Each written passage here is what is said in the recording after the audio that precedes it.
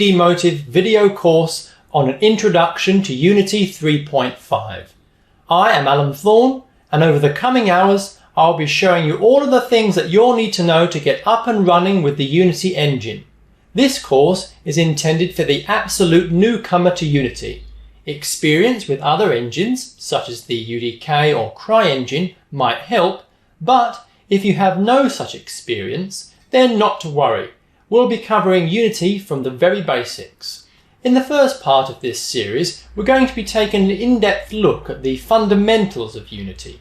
We'll see how to navigate the user interface, explore concepts such as projects, scenes, assets and game objects, and we'll even construct our own simple but playable level.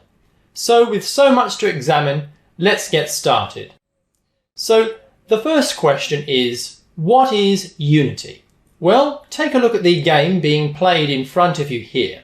It was made in Unity. So Unity is game development software, and as we can see, its ability to create impressive looking games should not be underestimated. Now, there are two versions of Unity available right now, Basic and Pro. The Basic version is free to use, at least in the sense that it costs absolutely nothing to download and use, apart from your investment of time to learn and use it. And the Professional version is a commercial, bigger brother of the free version.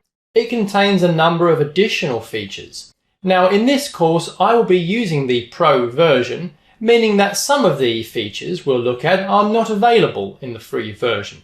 But if you are using the free version, that's absolutely fine. Many of the features discussed on this course are also available to you.